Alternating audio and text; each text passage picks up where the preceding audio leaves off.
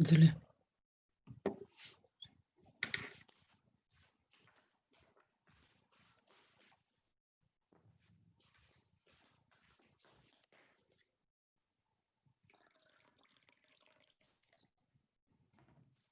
Biarlah, sekali.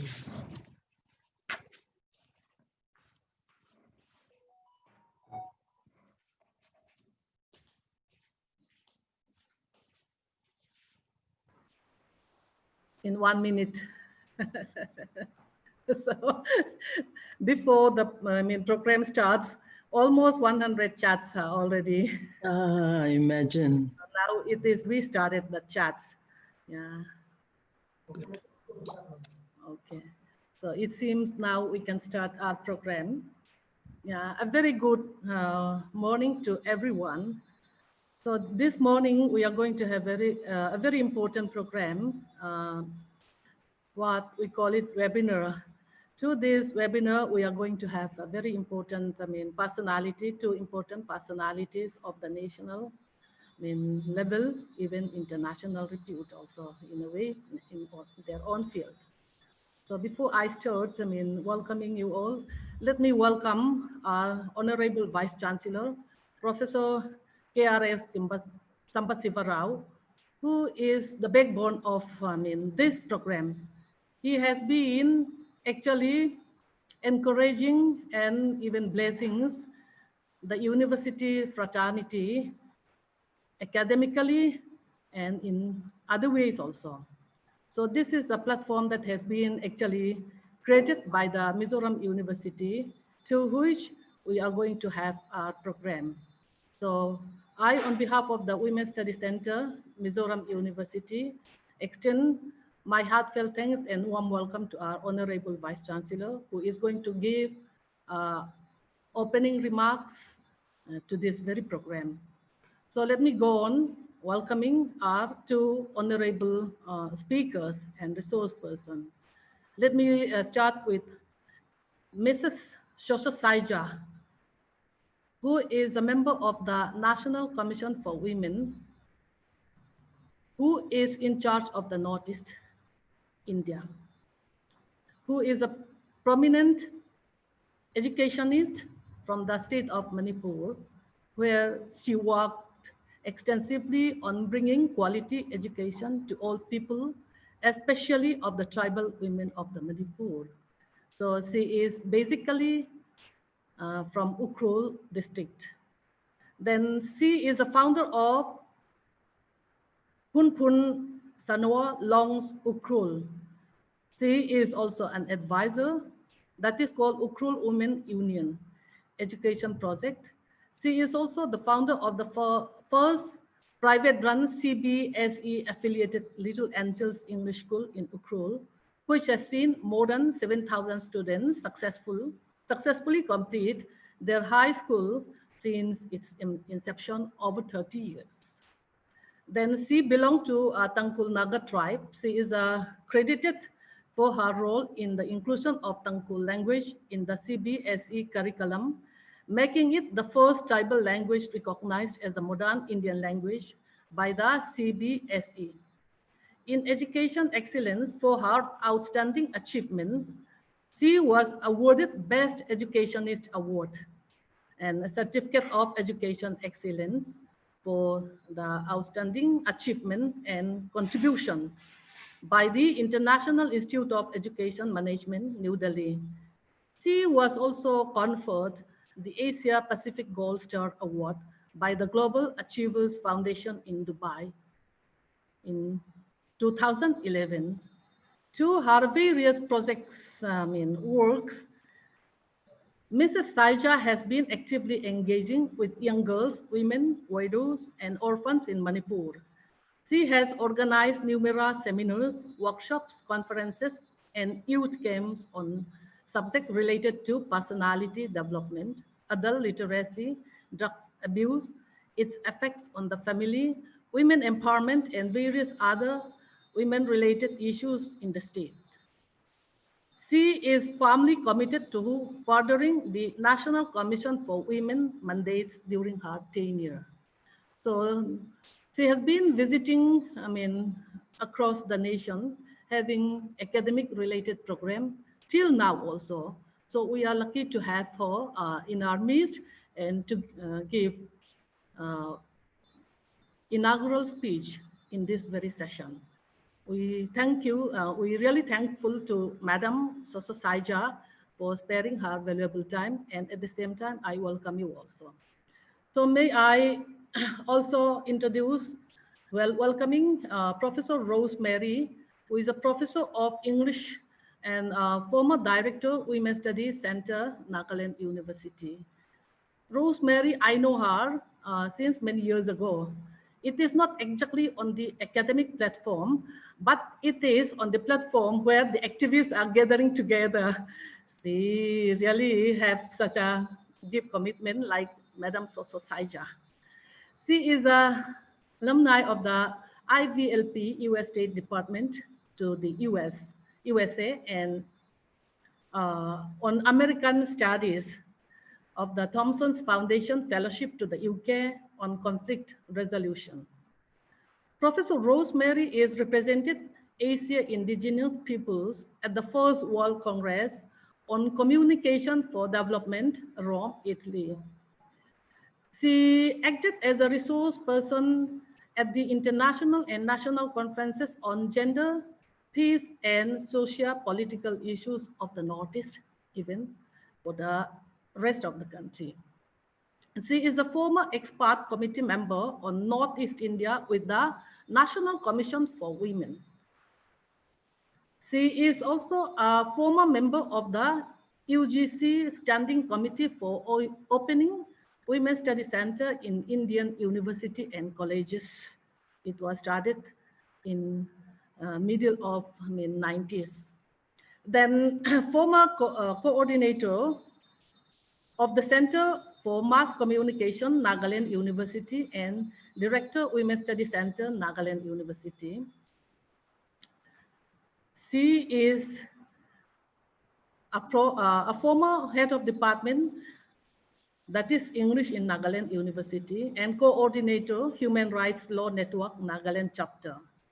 Presently, she is a professor, Department of English, Nagaland University, and the president of Nagaland University Teachers Association. She is also an advisor to the Naga Mothers Association. Through this platform, she has actually brought about the Naga women to the even Supreme Court. I hope you don't mind to mention in that way.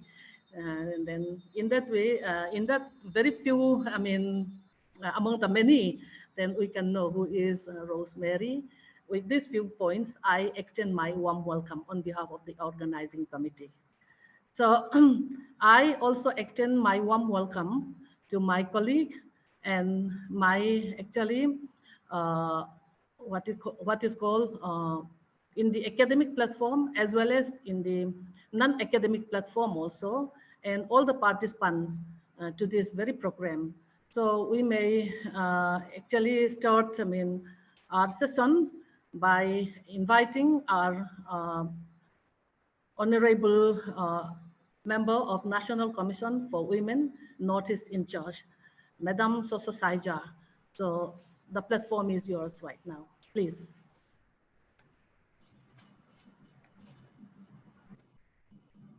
Honorable Professor KRS Samba Siva Rao, Vice Chancellor, Mizoram University, Professor Ralne Sovi, Professor of Public Administration and Honorary Director of UGC Women Studies Center, Mizoram University, Dr. Larjun Pui, Associate Professor, Department of Public Administration, Mizoram University, for inviting me to deliver the inaugural speech on peace building in India, role of Northeast women.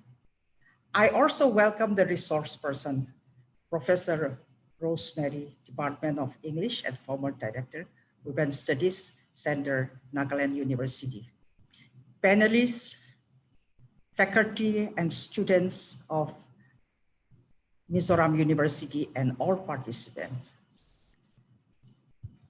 In a study by Ashit Kolas in 2017, Women, Peace and Security in Northeast India, she writes, in Northeast India, women have a long history of engagement in peace building and mediation, and have mobilized effectively for community survival and mitigation of violence.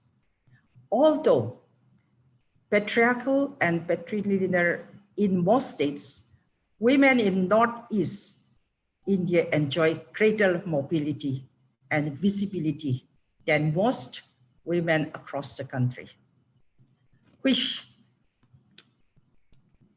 allows us to take a structured position in the society.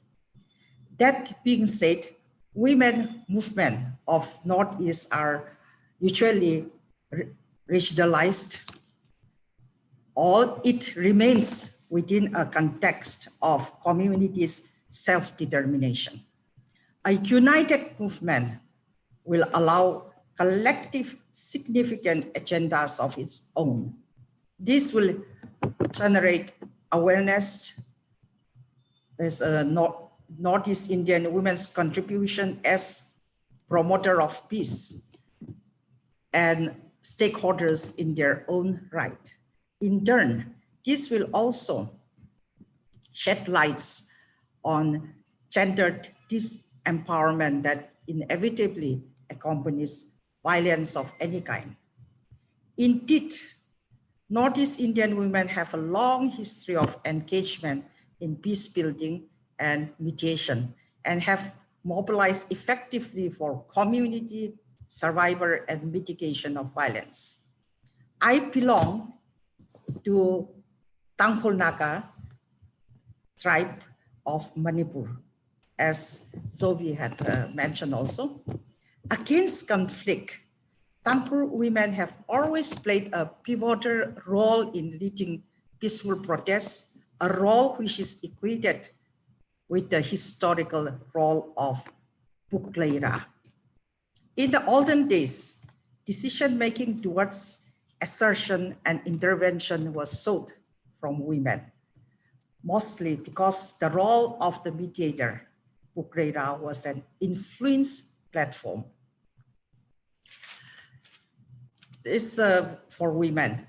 Pukleira, P-U-K-R-E-I-L-A, is a term given to a mediator woman who mediates between her parental village and husband's village, or parental clan and husband's clan, in case they declare war against each other. The application of Pukleira became broader with the onset of mishandling of humanity by armed military and consequent violence and gunfights that ensued. Tangkhul women often went to mediate without arms to fight for their men who were physically assaulted and mentally harassed, thereby fulfilling the role of Pukleira. To some extent, I can say that the role of Pukleira played by many communities in similar ways in the Northeast region, like Meira Baibis of Manipur, the Naga Mothers Association of Nagaland, Mizoram Meithai Association or Mizo Women Federation, Nayuma Women's Cooperative Society of Sikkim, Women Organization of Meghalaya, Mahila Shanti Sena Tezpur District, Mahila Samiti,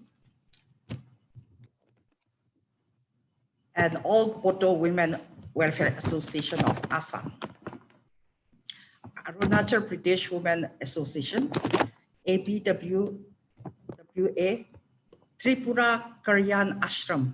It's a ST organization. Many of the organizations, with the stated ones, have always been vocal in the cause of conflict resolution and peace building. However, we know our roles are often unacknowledged or underestimated, and there are few sporadic responses, even from national and international platforms. Indeed, there are many national and international bodies now, like National Commission for Women, NCW, and Convention on Elimination of All Forms of Discrimination Against Women, CEDAW,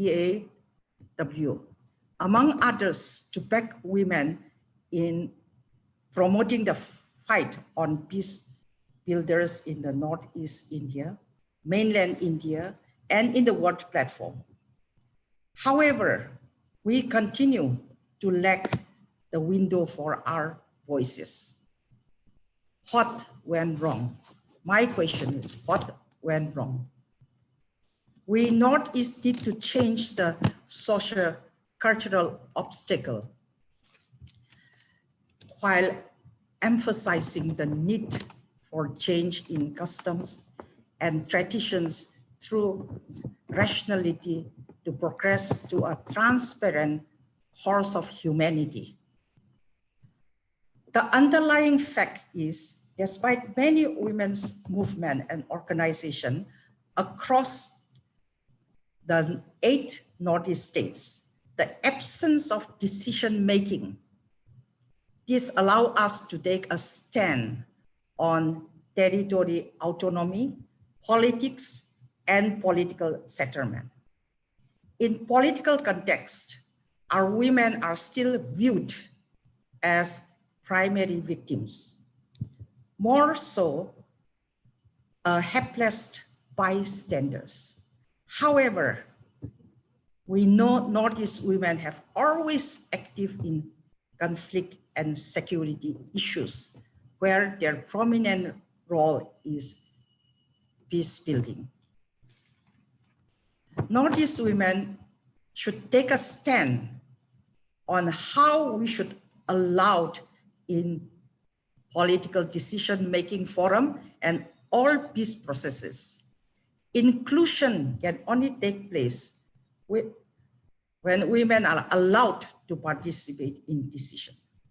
In a declaration along with the United Nations Security Council Resolution 1325, Government of India too supported that women should be consulted in all peace negotiation.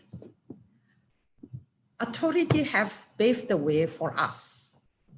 In order for the resolutions not to get discredited, it is up to women to become a part of the peace negotiation or cultural and social issue of any kind.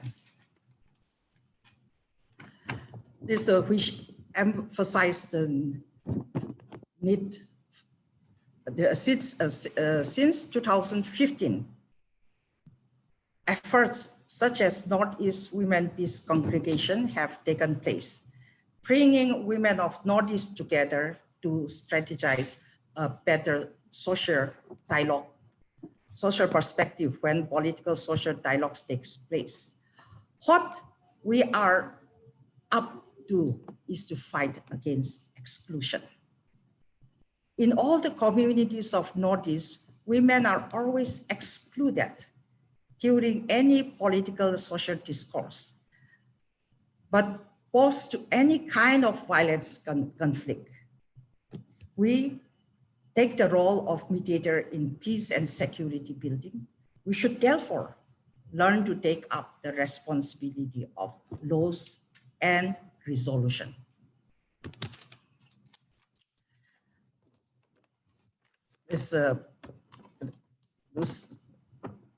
In the resolutions in the there's higher national and international. In conflict areas, gender perspective should not be left out.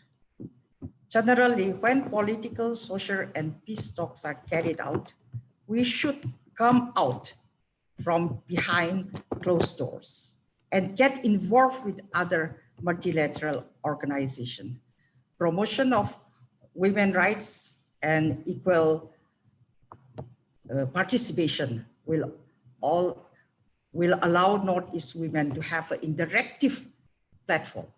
When women are empowered, they are empowered in peace building. Standing at the academic forums gives me an opportunity to say, India have brilliant researchers. The nation's academic research interest on security studies show a dominant work on conflict, but not necessarily on role of women in security and conflict. This is a right time to reflect as to why women as peace building agents are marginalized in academic research works. We should take an educational step and encourage researchers to take up this issue. A discourse of the postmodernized into context, change in structure can come through society.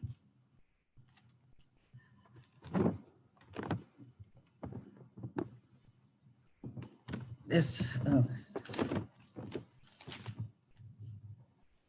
society and system that prioritize new and improved education that allows the power of knowledge to bring development and change, incorporating such system to open a new window possibilities and perhaps become the radical tool towards changing our prevailing system.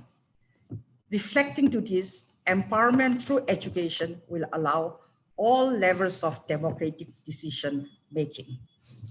I should say, a new strategy to combat conflicts and humanitarian issues in the line of solidarity is seized among the Northeast Indians in mainland India, where they have come forward with identity-based politics. A step we must all encourage participation of women in such kind of solidarity gives the opportunity to promote gender equality and peace. This will help in reconfigure the society and cultural landscape of our society. Women leaders and activists from decades have called for stronger participation of women in political processes and structure to advance gender equality. We at National Commission for Women fully supported the cause of women and the associated organization of Northeast states.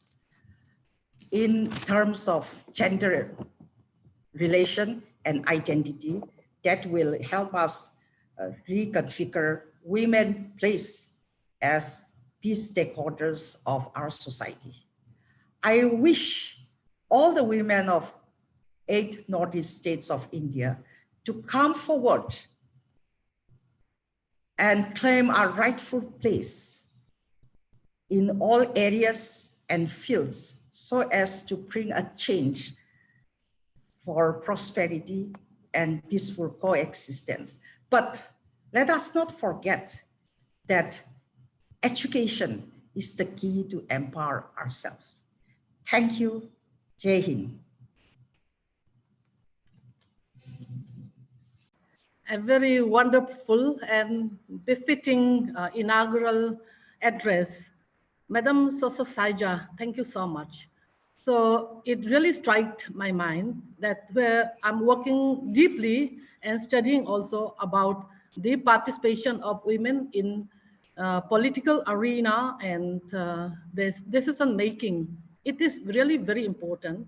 She has also mentioned about the United Nations Security Council Resolution 1325 that really actually stress and emphasize the participation of women in peacemaking, in the peace process, is one of the most important salient features. So it has so many other provisions. So coming to the Northeast, in the Northeast states of the Indian Union, 8 states, these tribal states of the Northeast, Meghalaya, Mizoram, and Nagaland, where we don't have Panchayati Raj system. Even municipalities also in place as per the provisions of the 73rd and 74th Constitutional Amendment Act. So in that, women of these, especially 3 tribal states, are deprived of their, political rights and as a citizen of India. So something has to be done for this, so that women are also sharing their actually equal share in decision making, in the political participation also. This is what I want to say, and Rosemary may also speak about these aspects also. So we know that, Mizoram, Meghalaya, and Nagaland are the 3 tribal states, even though provisions are there that exemption that has been provided in the 73rd Constitutional Amendment Act. But if the state legislative assembly desired, they can enact on the floor of their actually state legislative assembly. But again, there is some kind of a resistance from the political, executive, as well as the bureaucrats also. So that we bring about positive change, so that we bring about socio-economic development in the Northeast. So we should allow women also to participate in the decision making. They should also participate in decision making of about their affairs. This is what I would like to stress. Then with these few words, I say thank you to Madam Soso Saija, who has a very keen and deep commitment towards women cause to bring about a positive changes during her tenure as a National Commission member. She really worked so hard. Till now also, I am the one who has witnessed. I have attended their conferences also. Then they also asked to organize a seminar. So through this kind of academic platform, I know how committed she is. So with these few words, I say thank you to Madam Soso once again. So may I kindly invite Professor Rosemary to take her turn as a resource person of today. She has, as an academician, good experience, and as well as a social activist, a women activist, that she may share some of her experiences of also. So this is my humble request to her also. So Professor Rosemary, then the platform is yours now. Thank you. Thank you, Professor Zovi. Good morning, and Madam Chair, Professor Lalni Zovi, Director of Women's Studies, Mizoram University, Honorable Vice Chancellor, Professor Sambhavisa Rao, an Honorable Member of the National Commission for Women, Mrs. Soso Saija.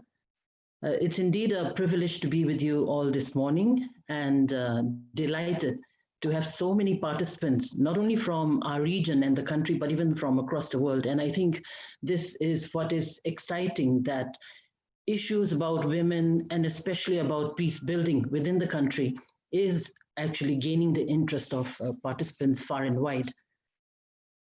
In my talk, I'm going to look at peace building policies in the country, the role of women which Northeast women have played over the decades, and look at the way forward, where academicians, universities, the National Commission for Women and Women's Rights and activists can come together and forge ahead. And I think this is what we are looking ahead. If you look at India, since the 1950s, India has been very actively involved in peacekeeping efforts. You already have the peacekeeping missions, which India has been contributing to the United Nations.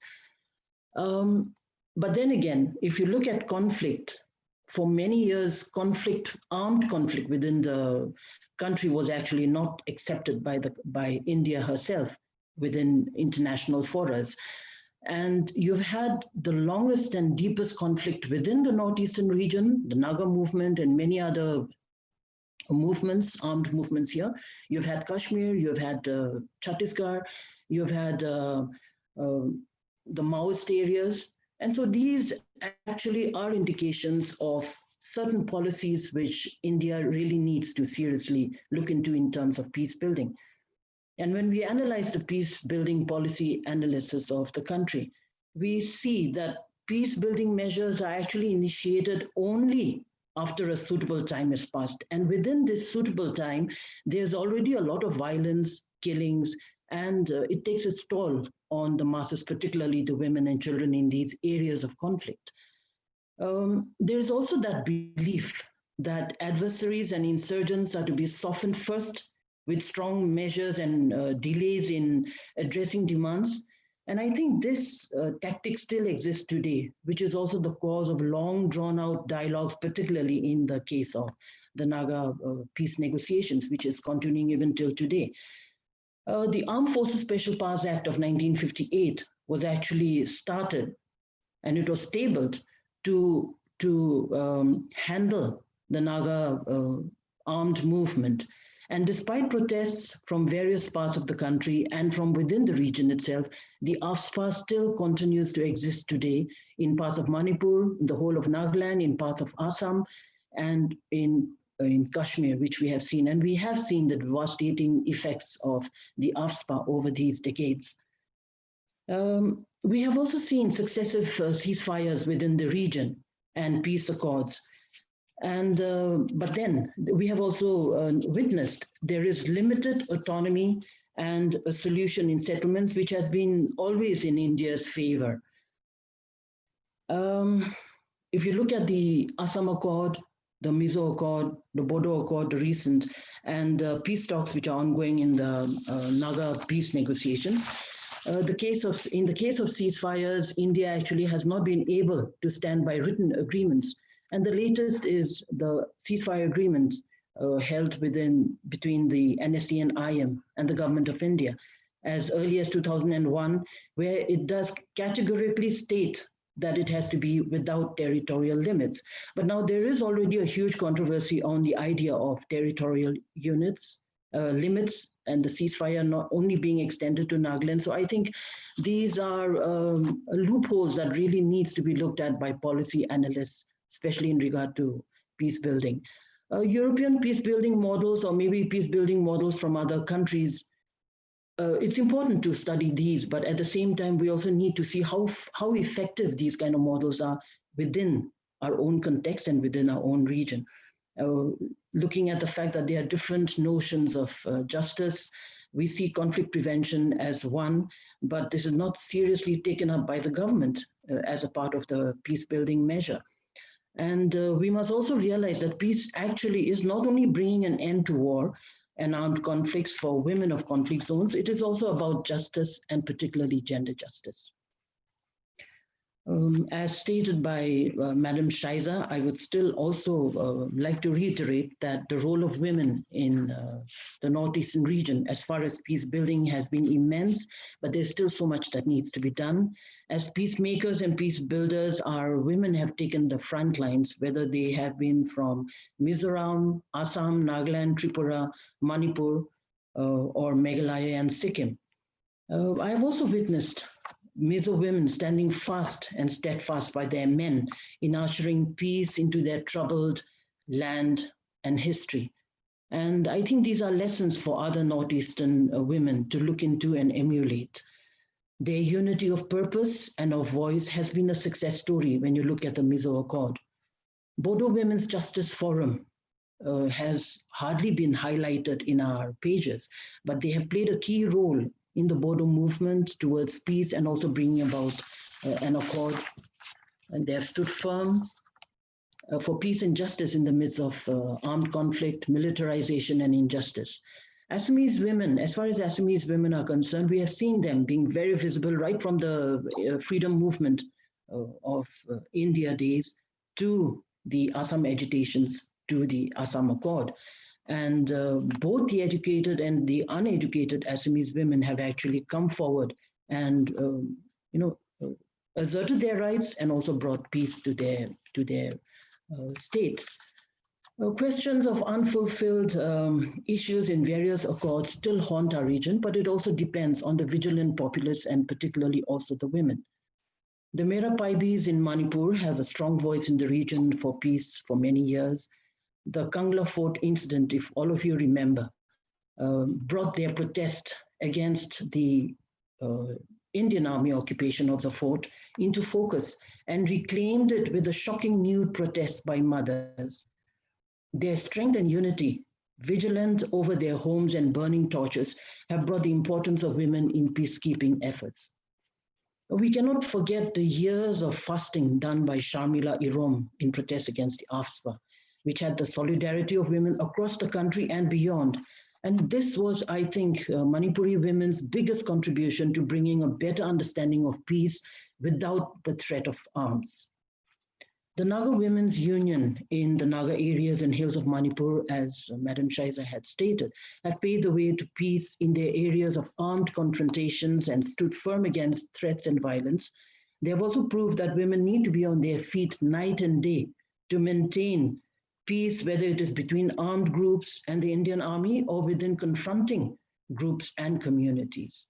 The Kuki women in Manipur, we have also seen playing a very important role in having a strong alliance with other women's organizations in the region and beyond. The Karbi Women's Organization in Assam have led many peace initiatives for peace within themselves and with other partners across the region and for building peace. Arunachal women's organizations and women from civil societies and political parties have given a very strong stance in raising gender concerns for gender justice, armed conflicts, killings, and restrictions of customary practices. Women in Meghalaya, despite being considered more fortunate than their counterparts with regard to their right to inheritance, have proved their strength in the sustained struggle and voices against armed violence, conflict, crimes against women, killings, mining and environment issues, trafficking, and they still continue to be leaders of activism within the region. Indigenous women organizations like the Chakma women in Tripura have stood for peace for decades of struggle and for recognition of their rights. Sikkim is a much more peaceful arena of the region without armed conflict. But when you look at women in Sikkim, perhaps having a higher rate of involvement and representation in policy decision-making bodies is actually an indication of their educated persistence and also the magnanimity of their leaders. Way back in the late 1990s, in the gathering of Northeast women leaders, we were surprised to hear the Chief Minister of Sikkim, Mr. Chamling, talk about Simone Beva's book, The Second Sex.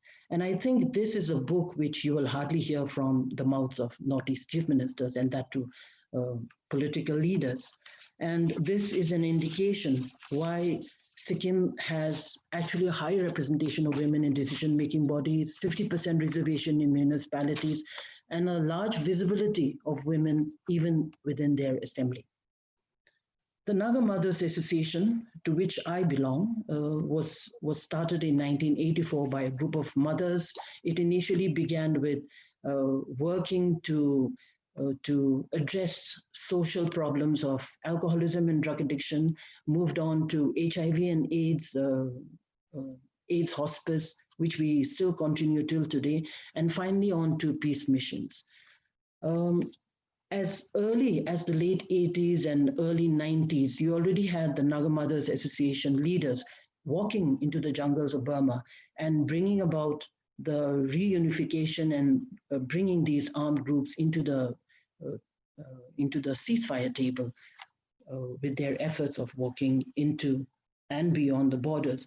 And this peace effort and these peace missions are still carried on by us, the second generation of Naga mothers today, where we have gone into several peace missions into Myanmar and carried on the torch. In the late 80s, you already had the enemy meeting Kashmiri women in Kashmir and sensitizing them about the collective efforts of women as far as peace building and peace keeping was concerned. And therefore, you already by then had Kashmiri women forging themselves together as a united whole. In the mid 80s, the enemy reached out to the Sri Lankan mothers in Colombo, and it gave birth and impetus to the Sri Lankan women and mothers to organize themselves and to build peacemaking efforts in the midst of their war and suffering. Whether it is the women of Arunachal, Meghalaya, Tripura, or Sikkim, Northeast women have played important conflict resolution roles. And peace is actually not the absence of war. For us, it is also the beginning of gender justice, equality, the right to health and education, to better livelihood and economic empowerment. Sustainable peace in the region is not possible unless we empower our women. And therefore, we have seen our women in the region as peacemakers, peace builders, and peacekeepers over the decades in a region that is fraught not only with armed conflicts, but with many other conflicts in communities, tribes, and over resources, killings, and violation of human rights. Women have been the first to seek justice and raise their concerns.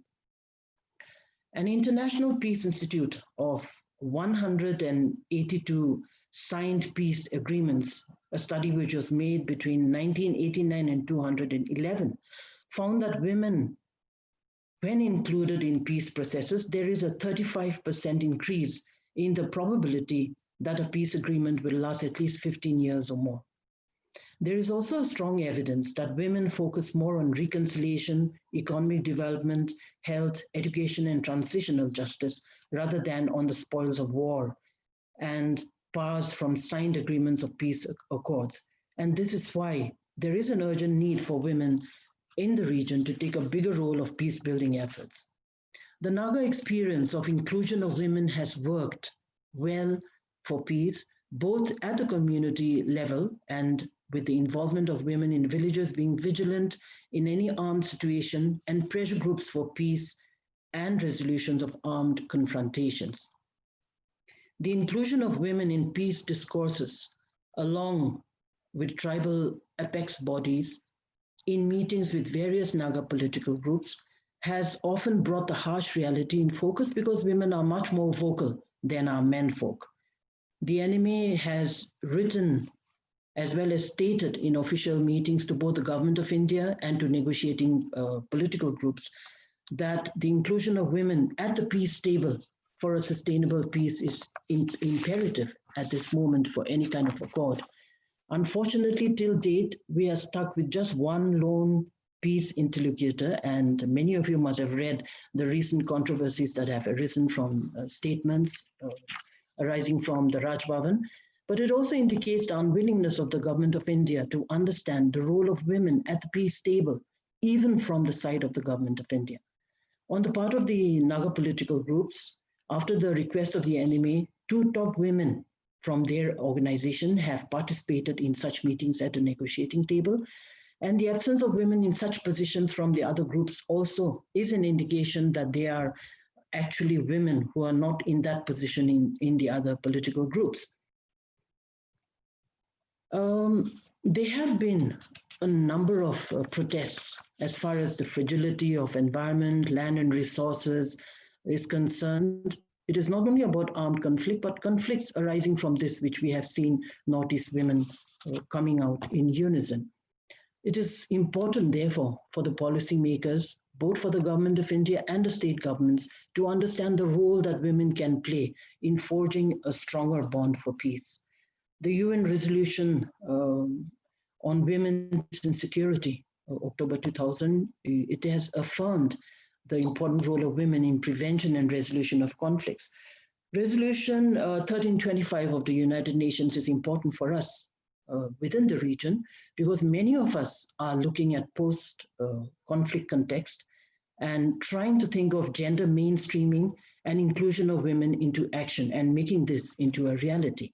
As victims of conflict, it is also important to include women in any post-conflict situation for a lasting peace. There is also a mindset in negotiators and mediators.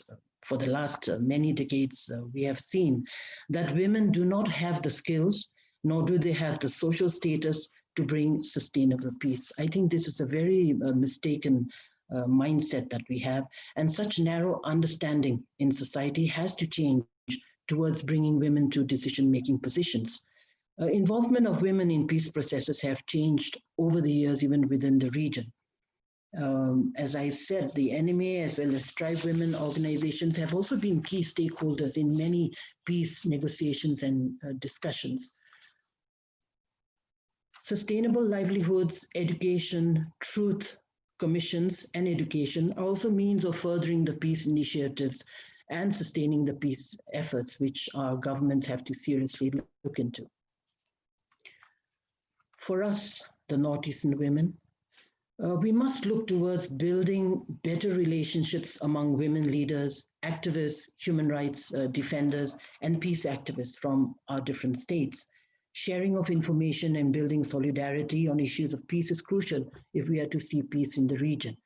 Building solidarity across the country with other women organizations and women activists must continue to be built, and spaces like the United Nations must be used as representations on the kind of issues that we have raised. There also has to be stronger presence and visibility of women in decision-making bodies, whether at the panchayat level, to the assemblies and the parliament. And a classic case of the resistance towards women in these kind of bodies can be seen in the case of the Naga women that went as far as the Supreme Court into a legal matter that took us 6 years just for a space for women to sit in the municipalities. This is not only the assembly we are talking about, it's the municipality. And yet you had selective interpretations of customary laws, selective interpretations of Article 371, which were also brought into the legal process.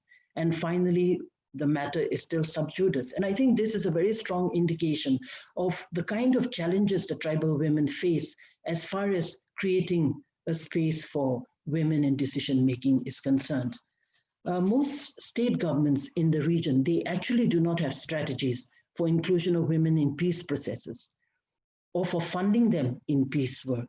Women at the grassroots organizations find it therefore difficult to cover distances for any peace work, and that is one of the main reasons why even the NMA peace missions have been walking into borders and across borders rather than flying, on a luxury plane for any kind of peace negotiations with these organizations. And I think these kind of fixed mindsets have to change in governance systems. A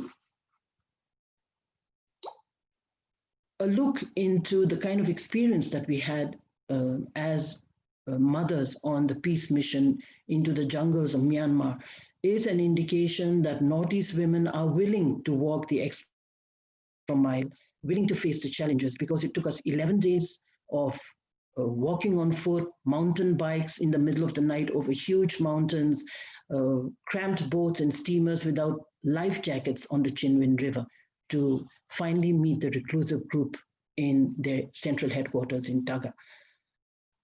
It was also an occasion for mothers to reach out to other Northeast militant groups who were based there, and the call for peace as representatives of their women and their own mothers from within their own states, I think really did work, because since then, we've had the Bodo Peace Accord, we've had the return of many other of these organizations coming back home, and we've also had the Congo, NSCN Congo group that came across for the peace negotiations and are now on the negotiating table.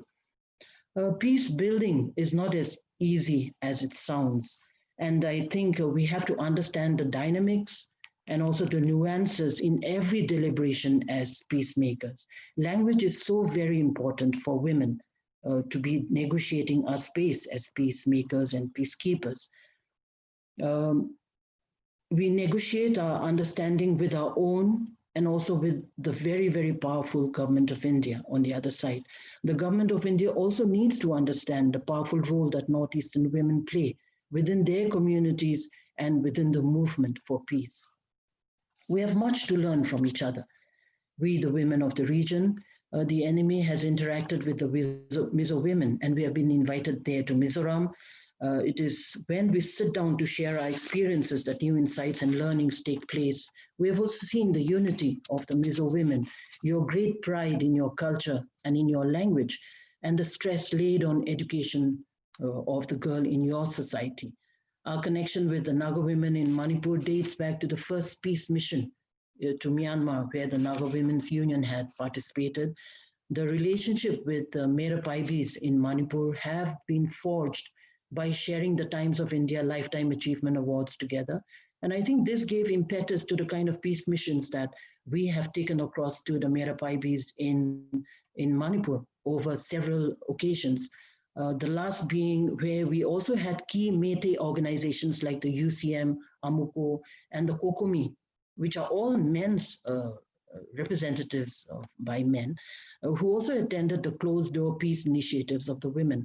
So I think these are strong indications of possibilities of change, possibilities where women can bring about changes in the peace dynamics within the region and within our own communities. We also have, as Madam had even mentioned earlier, the mindset of patriarchy, which not only percolates down to our men in our villages, but also to our women themselves. And therefore, peace dialogues will also have to ensure women's rights and women's access to justice. We need to build broader networks of communication among ourselves to ensure peace and equal rights for women. AFSPA, the Armed Forces Special Powers Act, is still a deterrent to peace. And many of us in peace processes, we have seen this. We are yet to build solidarity within the region, even though many of our activist friends from across the country are more familiar. Perhaps this is because in some of the northeastern states, AFSPA is not imposed, and therefore one would not comprehend or understand the kind of horrors and the kind of terrifying stories that has left in its trail of imposition of this act since 1958, particularly in places like Nagaland, Manipur, Assam, and Kashmir. We look at fake encounters, unwarranted killings, tortures, rapes, village groupings, arson, building villages to ashes. These are all memories that come along with the Armed Forces Special Powers Act. And therefore, we really need to bring about a closure to all these human rights violations by repealing the act. Many of us have appeared before the Justice Verma Commission. Many of us had appealed for repeal of the act. And we are also familiar with the recommendations of the Justice Verma Commission. But unfortunately, till date, India has been unable to enact upon this. And for a state like Nagaland, just recently, we have again had extension of this act, and it continues till perhaps concerted efforts and concerted voices do not rise. We need to remember that because we are half the population, we are also the caregivers of communities. Our inclusion of women in peace processes and peace building is equally important as it be the men. We also find that often there is physical violence, there is abuse, and even rape, which actually silences the voices of women who need to speak out for their rights, whether it's social or political. And therefore, these kind of cultural pressures really need to be addressed, both by the society and also by women themselves. In implementing post-conflict peace-building activities for the Northeastern region, women have to think in terms of policies that are gender just and inclusive. Our governments must support and strengthen women's organizations in peace-building efforts with sustained financial and technical support, capacity buildings, etc. Crimes against women must be addressed and justice be brought. Culprits involved in rape must really face punitive measures as addressing rape as a war crime. I think we're still to look into this, and this seriously needs to be looked into because this is one of the mandated provisions given by the United Nations. We also need to build international support for monitoring international mechanisms for protecting women's rights in post-conflict situations. And we do have women's organizations that are involved in international agencies, but these organizations and women must coordinate and collaborate more with women at the grassroots and in the different states so that there is a sustained campaign for our rights. I hope this seminar, at least this webinar, at least can be the beginning of better understanding of conflicts and each other's situations. The educated women in our universities, be it Mizoram University or Nagaland University, we have, I think, a much greater responsibility towards our less privileged women. Many of us live in our ivory towers, in our libraries, in our rhetorics, and we are not actually aware of what is really happening within the grassroots level or within our own communities. Our state commissions for women in many states have actually become research bodies.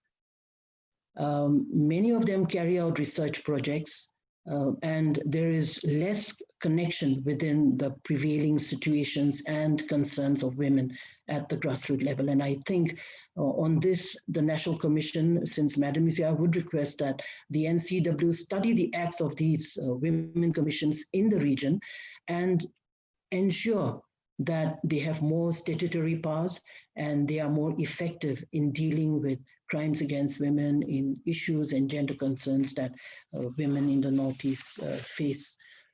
And having been a member of the Northeast of the National Commission for Women on Northeast Issues, we have also seen that there is a gap between the NCW and women in the different regions. With the presence of our member, Madam Shiza from the Northeast itself, I'm confident and aware that a lot of the issues which we are highlighting today will be addressed and will be taken up, hopefully with a good participation of a varied arena of women coming from women leadership, activists, academia, women's organizations to work out strategies for peace building in the region. And as research supervisors, many of us here today within the academia, there is much interest in women's issues in the Northeast region.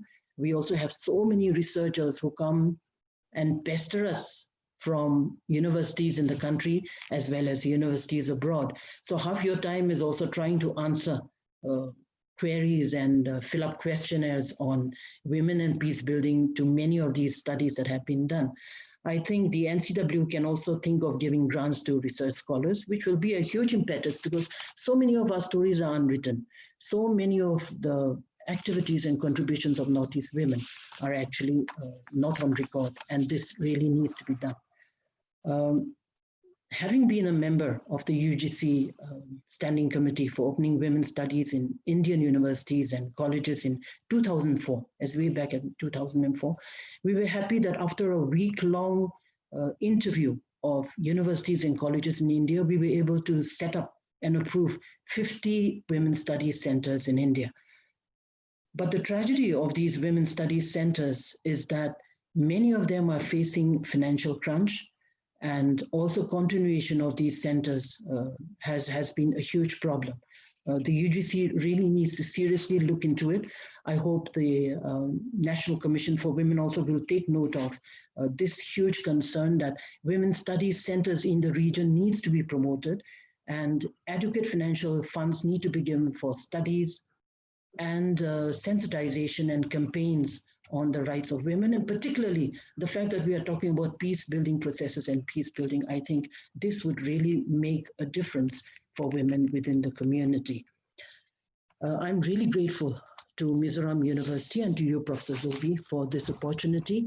And I end my talk here and look forward to the ensuing discussions. Thank you. Thank you, Professor Rosemary. Such a wonderful presentation, very insightful and very informative, and even a thought-provoking actually lecture. So we are too grateful to you. So before I proceed, I would like to request our Honorable Vice Chancellor to give a remark on the. He's having a meeting now, but did he mention to you? Yeah, he's having one technical meeting right now. Okay, maybe at the end. So our Vice Chancellor, he told me right from the beginning that he has a very important meeting that is to be carried out, an urgent meeting, it seems. So I would like to give a few comments on the Professor Rosemary lecture. So she had mentioned many important issues, of course. Then I also would like to actually ask, but as an organizer and what we call it a platform, what is called organizer, it may not be actually nice, but some of the question that has been posted by the participants may be actually answered by Madam Sosa Saija, even Professor Rosemary also. So before I come to that, for the kind information of the participants and our two, panelists, that there are more than registered, participants would be joining more than 1,000. Then finally, 500 can be accommodated due to the demand, high demand, that right from the beginning, this session is on live telecast, and it would be also uploaded in the YouTube, and later on also, if anybody would like to see, they can also actually view and listen the lecture that has been delivered by our two resource person. So, and we also have participants from across the globe, I should say, USA, UK, Japan, even in China also. So they have also posted the question already beforehand, before even the starting of this program. And there were about, almost 100 chats. So good number of questions that would be actually administered by us, and answer will be given by the resource person where it is possible. Other ways, in writing also, to the email, we can also give an answer to those patients that has been posted by the participants. This is what I want to say. So coming to Professor Rosemary points. So I shouldn't take long because we are supposed to stop at 12:30 far as possible, because there are other program after us, so that we don't disturb the next program. So Professor Rosemary has touched upon many important issues that UN Security Council resolution, then even UN Security Resolution 1325 and 1820 and all, even Madam Soso also. So what I would like to say regarding these two very aspects, as a National Commission for Women under the government of India, that a very important assignment or work is to be accomplished in a more effective manner. Even the Women's Study Center across the nation, so we have about 2,000 Women's Study Center. Even this Women's Study Center should also work towards this end. What I mean to say is that the NCW and Women's Study Center should also work towards the effective translation of the UN Security Council 1320, 25 and 1820 in India, and especially in the Northeast. So with the Northeast, especially with the women and the children and the poor section of the society, are actually the worst sufferer or the victims of this conflict. So for making a peace in the country, even in the Northeast, in every state of the Northeast, that the government also take certain step initiative also. But unless and until the inclusion of women in this peace process, it is not going to be effective, as we have been experiencing also. So as I said in the beginning, the inclusion of these women in this policy formulation for socio-economic development or peace building, that the government should really take, a serious effort to translate or to make this workable by including the women in that decision making, even in the political arena also. This is what I want to say. So Madam Soso also has been touching upon this, the translation of the UN Security Council, even Rosemary also. So the government of India in this regard has actually taken certain steps, of course, by making the seat reservation for women in India, especially at the level of the local self-government institutions. So not less than 33 seats should be reserved for women. So this has been implemented since 1992 when the parliament has enacted. So, but the Northeast India, due to certain what is called reasons, that this has been in a kind of exemption, but as I had already mentioned beforehand, that there is also a provision that if the government really actually take interest in that, it is very possible under Article 243M. So this can be actually translated into practice. So again, coming to this political and decision-making level, that the participation of women is very important to bring a positive change, For that, if there can be a more participation of women at the state legislative assembly. As of now in India, about 4% participation of women in the state legislative assembly is to be found only. So we know that at the parliament level, it is about 12% only as of now. Participating in the parliament decision, political policy formulations and all. So if there are more brain and more women to discuss about the issue of women, then there can be more effective and sound policy formulation to bring up positive changes. So this aspect is to be addressed by the National Commission for Women also. Then even the Women's Study Center should also actually bring it up this at the academic intercourse also.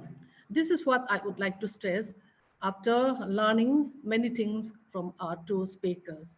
So now I should actually switch over to the Q&A. So there are many Q&A that has been posted by the participants. So it might be, I don't know, Rose, before we come to that, Madam Soso may try to actually give her opinion on this issue and a kind of an answer. So this is the question that has been posted. Is there gender disparity in Northeast region? Knowing the fact that women play a significant role in the region. If so, what do you consider as its causes? Do you consider the presence of patriarchy in the region? Is this patriarchy a gift of colonization? So, Madam Soso, if you would like to. Yeah. Then besides that, one more, because we cannot pick, or we cannot attempt all the questions that has been posted by. Then one more, what is the reason behind the failure of Sarmila Ir-Om as a politician? How to resolve reason of failure? Being based in Manipur, this may be attempted by Madam Soso Saija. So please, Madam Soso Saija. Before I answer all that, first I would like to give the information as mentioned by Rosemary regarding this research, sponsoring the research. NCW had been sponsoring, financial sponsoring the NGOs, university, women study centers for this Northeast and also across the country.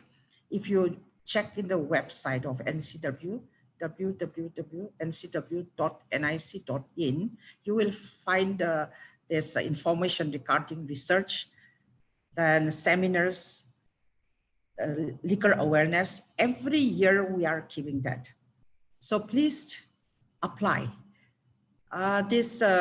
Most of the Northeast states have, we receive very less application.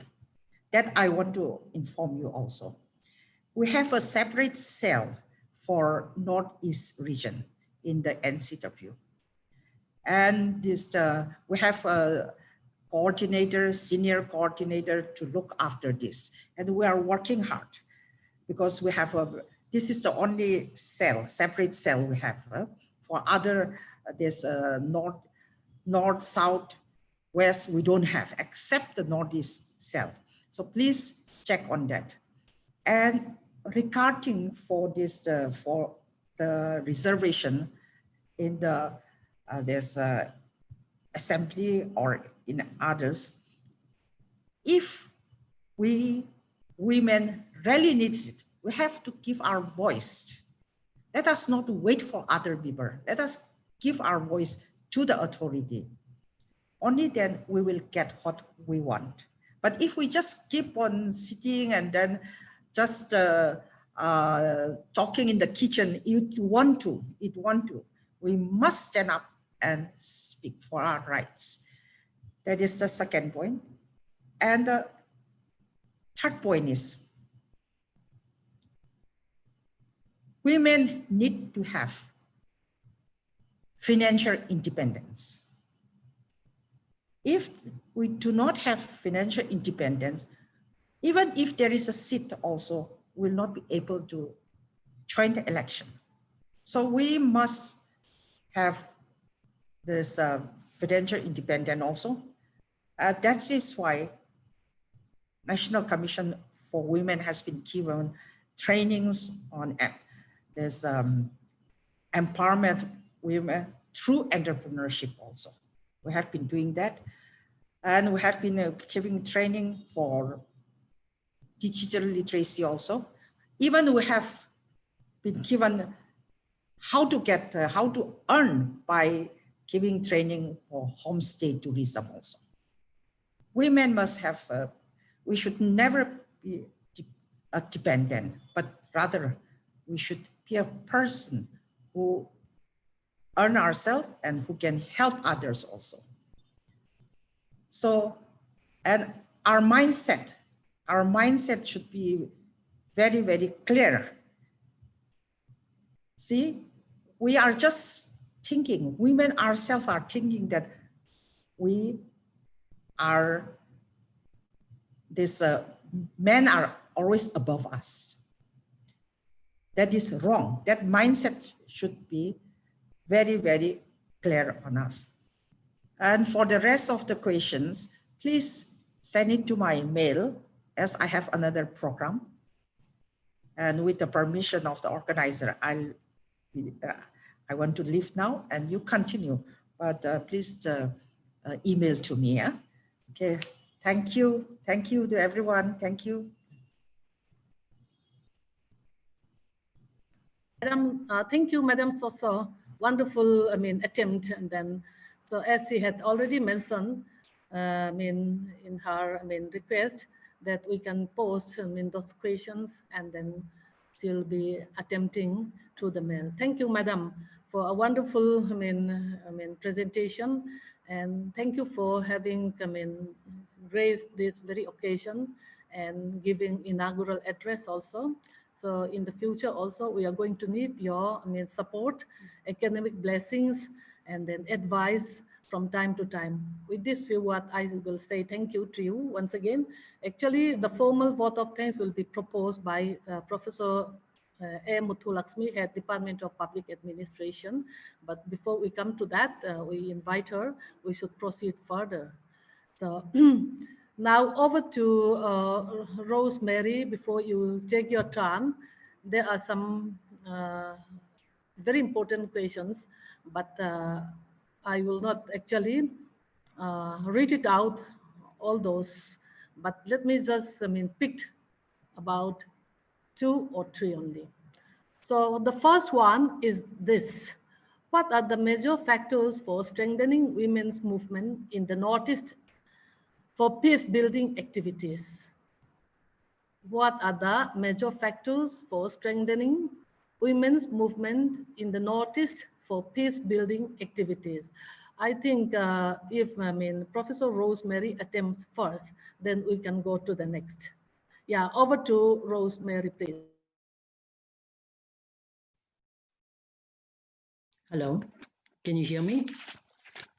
Yeah. I think I would like to look at what was asked earlier. There was a question on failure of Sharmila as a politician. That was a query that had come from one of the participants.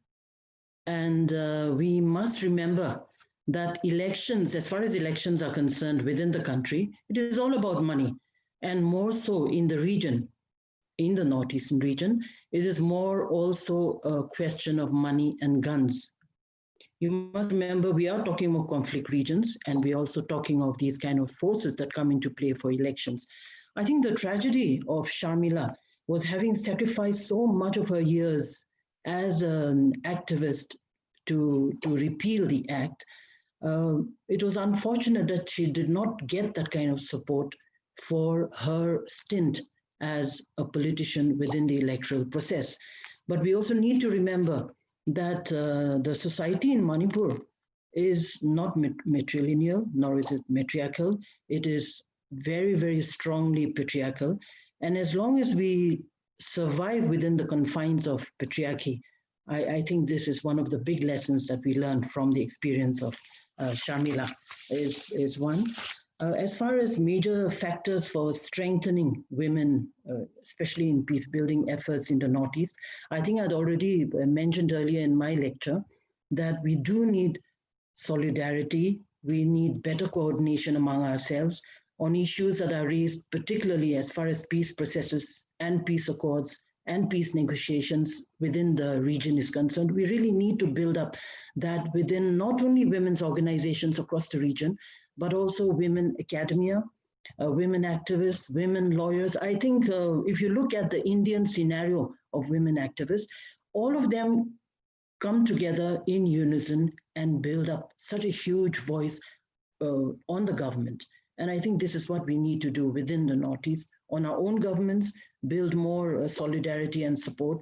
We need to have also the support system, as I said earlier, of state governments. There has to be policies and strategies that will build and promote peace processes and help women's organizations to be a part of this process. Inclusion of women in peacemaking processes.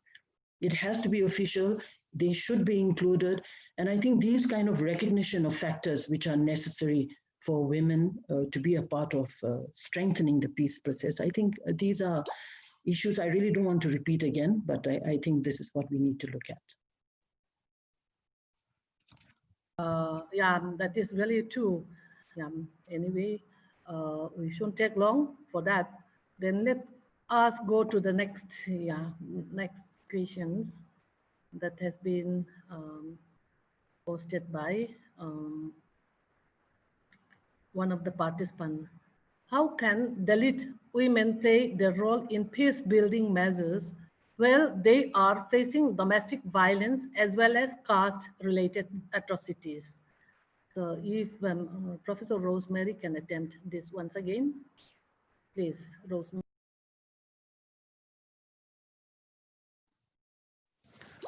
Yeah, I think that's a very important question. We have been collaborating, and we have also been in coordination with the Dalit women's movement in India. I seriously find the Dalit women's organization and the women leaders of the Dalit organizations have really gone way beyond even Northeastern women on taking issues to the international level, to the United Nations, in building the kind of fraternity and solidarity across regions and countries. And I think we have very powerful leaders in the form of Asha, you have Manjula Pradeep, women who are totally committed. But not only do they talk about peace within their regions, they've also been addressing questions of caste. For India, questions of caste, and especially violence due to caste, is something that is not going to disappear easily. The whole society has to be, the society's mindset has to be changed. There has to be a recognition that as far as caste is concerned, you cannot discriminate and discriminate citizens who also have equal rights like you. Unfortunately, this has been a part of India's history. And I think unless the Indians from the higher castes themselves take active role and decision in stopping these kind of caste discrimination, it is going to continue. But I'm sure the Dalit Women's Organization too could reach out to women organizations in the Northeast, because here too, when we go to the cities and to the mainland, we've already had so many stories of discrimination of Northeast people, not only the women but Northeast people, and there we are being looked at people from another race. There's also racism. So the kind of violence that has been perpetrated both on Dalit women and Northeast women, we do have those kind of same experiences. But till solidarities and voices rise up together in unison and draw the attention of the government of India, I think those are the strategies I would look at. As far as domestic violence is concerned, it is not only a question with Dalit women, it is with women all over the country, be it the high class, be it the Dalits, be it the Brahmins, and be it even tribal women or women from the Northeast. Domestic violence in the country has been a huge concern, particularly more so even within this pandemic, where statistics are already showing you a high rise of domestic violence in homes within the country itself. And there are mechanisms and there are laws now to stringently take domestic violence violators to the court and to the police station and for punitive action. And I think these kind of mechanisms really needs to be used without fear. And that is what even the Dalit women can take it forward. And I know these Dalit women's organizations in the country have been addressing a lot of these kind of issues. I would really think in terms of collaborating and reaching out to these women's organizations too. Thank you, Rosemary, for your, wonderful answers. Then there are some few, but we may not go in detail, and all the questions cannot be attempted here also. So, Rosemary has mentioned the inclusion of women in the decision making in the peace process. It is true, Northeastern Region Vision 2020 was prepared by the government of India during Congress government. But the translation into practice is not actually to be found, frankly speaking, because I'm also involved as the Enrich Committee under Sanjoy Hazarika chairmanship and the donor, Ministry of Donor, Government of India. So after this, looked is policy, then again, act is policy has been actually formulated by the government of India.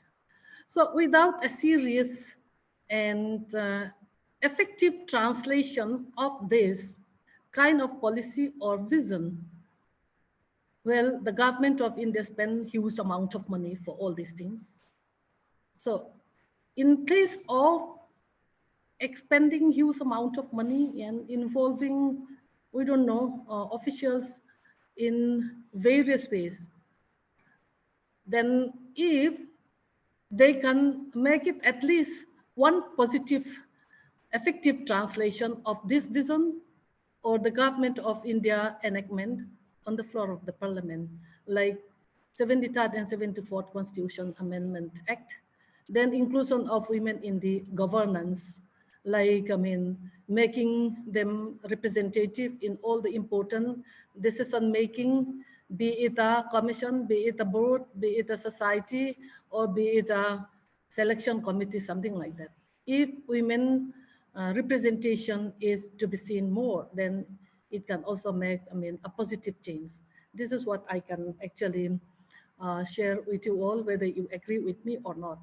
That is it. So another important question that has been posted. So this is what I think it is also really very important, and where Professor Rosemary has also attempting those cue, then she had already give an answer also. But still again, is there any common women organization where all the women organization from different states of the Northeast can join together? So for this, if Rosemary would like to say anything and then a comment on this issue, I also have. Yeah, please, Rosemary.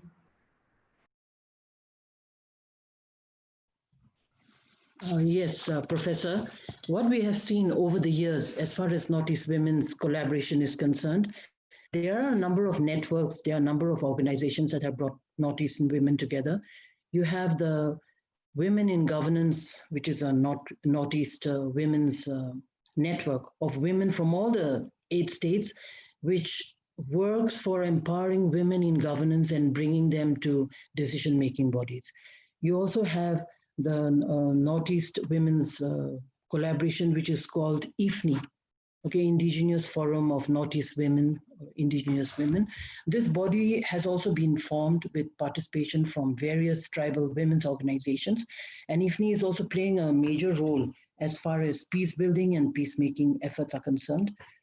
I think what is needed is, as I stated earlier, that there has to be a collaborative effort of major women's organizations in every state. Every state actually has all these major organizations. I think it is now time to collaborate, come out in solidarity, support each other on issues that are raised in every state. And that should be the beginning, actually, of bringing better understanding and coordination among women organizations in the region itself. Many of us are unaware of what really goes on, in the other state. So this kind of sensitization, and now with the help of social media and these kind of sessions, I think these are perfect time for women's organizations to reach across and form a better bonding. Thank you, Professor Rosemary. That is very important. In Nagaland, you have Naga Mothers Association, who are strong, very strong in their coast, in their aims and objective also. I don't know whether that would be possible for you or not. What is the present condition or position regarding the fight for women's seat reservation in Nagaland? That the case has been actually filed there in the Supreme Court under your advisorship. So can you just give a comment? There have been a lot of queries on this particular legal case, which the Naga mothers had taken up in the Supreme Court. In 2016 of April, the Supreme Court had actually given relief to the petitioners, asking the government to hold the elections. The government tried holding elections, and you saw the fiasco that happened within the state, where the tribe bodies did not allow the elections to be held, and women were not allowed, not even to cast their vote, but also to go and file their nominations. So this actually is the situation as far as this particular case is concerned. It is still sub judice. The final judgment is yet to be out, but any kind of legal action which is taken by the government against the relief petition would again draw a contempt petition in the court. And we came to an understanding where the state government was willing to have the elections, and therefore the Naga mothers petitioners withdrew our names as petitioners with the understanding that elections would be held. Unfortunately, since the elections were forcibly not held, the People's Union for Civil Liberties, PUCL in India, a well-known human rights organization, have now become the petitioners on this case for Naga women. And the hearing is expected. I think the final judgment on such a case of women's right to being members in municipalities, and this is about municipalities. I feel embarrassed because in a state like Mizoram, you already have a success story. In states like Sikkim, they have success stories. We have success stories in Tripura, in Assam. It is interesting that in a high literacy rate state like Nagaland, we're still faced with this kind of discrimination where they would not allow women to even step into these municipal bodies.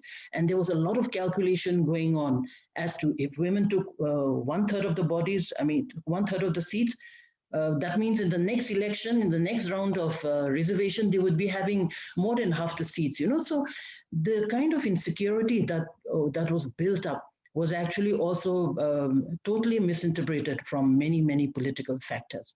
We hope in the near future we will see changes. I know the government of Nagaland has been reaching out to us again on the possibilities of holding the municipal elections. Hopefully, we will not have to drag anyone back to court for contempt, but we are hopeful that mindsets in Nagaland and tribe bodies will change for the better.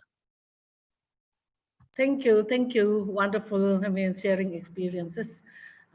We really have to join our hands and work for the women cause of the Northeast and the rest of the country. So you have mentioned about the success story of Mizoram, even other states of the Northeast India. So in the state of Mizoram, it was on the platform of the Mahila, Panchayat Mahila Sakti Abhiyan Core Committee under the government of Mizoram, that they have prepared a 7-page long charter of demand in that seat reservation has to be actually met there at the local self-government institution. So accordingly, that one is one of the success story. Then women opening of the women's study center and all, and seat reservation in the Aizawl municipal councils and all, or in the Mizoram municipalities, of course. So, but at the village level or at the rural area, that there is no such a seat reservation as per the 73rd Constitutional Amendment Act. It becomes, in that provision, it should not be lesser than 33 seats reservation for women. So now from more than 33 seats have been reserved by the many states of the Indian Union, up to 50 also. But the state of Mizoram is making seat reservation at the rate of, 26.5 around. So it is very good comparing with the past now. But at the district level, at the district council level, at the state level, that is, of course, district level is under the purview of the state government. At the state level, that is the purview of the parliament, of course. So we don't have, much success story regarding the participation of women at the state level. This is what I can tell. Now we have got 40 seats, MLA in the state of Mizoram. Out of this 40, we have nil women. But Nagaland is having better performance in that way, holding a very important position, critical position as a chairperson, as a member of, many important committees and then commissions and all at the, government of India level. We don't have this kind of things in the state of Mizoram. So it is really very important that the intervention of the government so that the women are also included in the decision making, in the governance of the state, in the governance of the district level.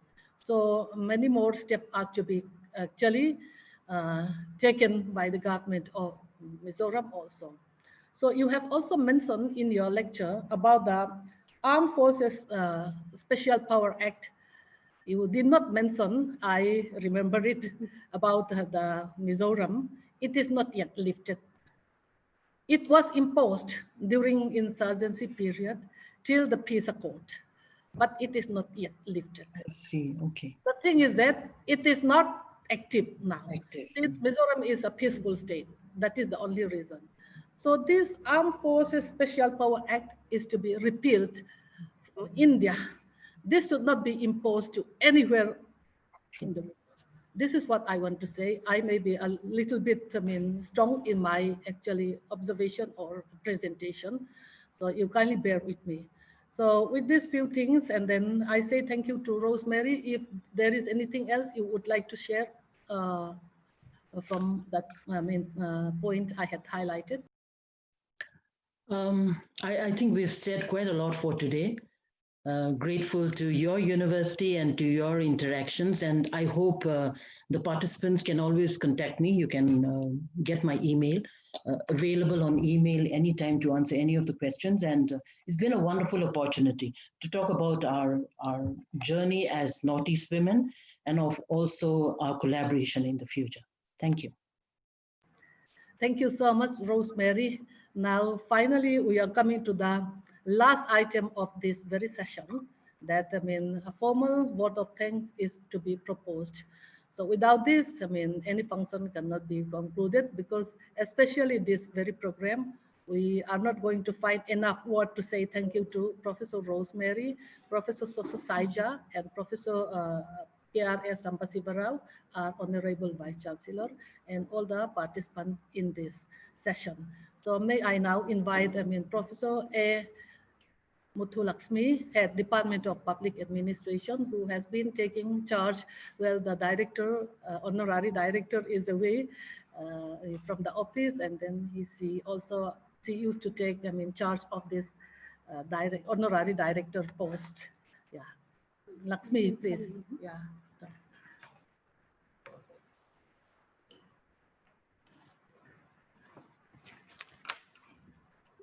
Very good afternoon to all of you.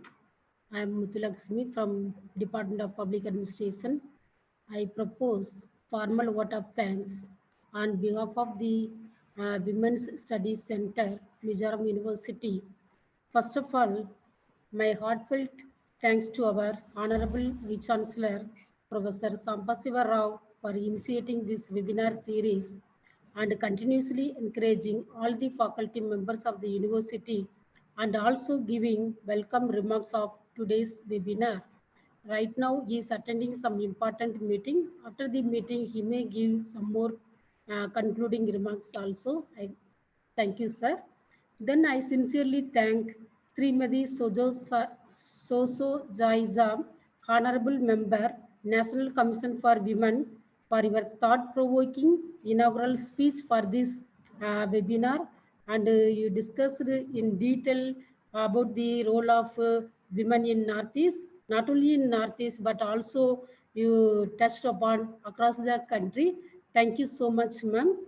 Then I extend my sincere thanks to our resource person, Professor Rosemary, Department of English, and former Director, Women's Studies Center, Nagaland University, for a wonderful and inspiring lecture given by you, ma'am. Thank you so much.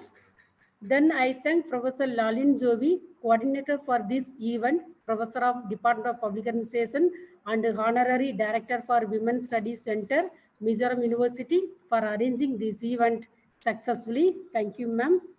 Then I thank all faculties within department and outside the department, Mizoram University, for attending this webinar successful. And also I thank faculties and office staff of the Women's Studies Center, Mizoram University, for arranging and supporting for this webinar. Thank you. And then my sincere thanks goes to all the participants across the sea who attended actively, and this event becomes successful because of your active participation. Thank you so much. Then I thank ICT Center, particularly Dr. Lalung Tulanga and Suraj, for providing all facilities to conduct this program successful. And then once again, I thank each and everyone. Thank you. Thank you so much. Yeah. Wonderful, wonderful, wonderful. Thank Rosemary, you. nice presentation and sharing of a very in wonderful, I mean, experiences. So I think you may close for the audience, but we can continue with Rosemary, for some time. Yeah, for everyone. Okay. Then for Rosemary, so as I mean the participants shared in the Q&A, then we have to create a kind of a platform where we can actually take care of the issues, problems, or challenges of the Northeast women. Yeah. So this is what I felt since many years ago, as I shared with you, maybe in Delhi or in Shillong, I don't remember. Something else can be done. So we have got a good, I mean, number of women NGO working so hard, and then having a good achievements also. But at the same time, where we can have, I mean, as you had already mentioned, a common platform where the academia, even the activists, and then the scholar, even the student, and what I mean, the promising young girls and youths can also be part of this. So if we can think of something else, and then there are many good, I mean, what we call it, personalities who had actually a tremendous, I mean, contribution with their help and support, something positive change can be brought about through that common platform. So you think it over this thing and bring it up with you also, Yeah. so that we continue our joint, venture Yes. for the women cause and for the people of the Northeast and the Yeah. for people of India. So this is Definitely. what I want to request. Thank you Yeah. so much, Rose. I'm really too grateful to you, and then Uh, I cannot really express my Yeah. heartfelt to you. With great difficulty, you all are under a very tight schedule and having a very hard pressure from your authority, academic, activities like that. With this, I really say thank you once again to you. Thank you. Wonderful opportunity. We Thank will you. keep in touch. Thank Yes. you. Thank you.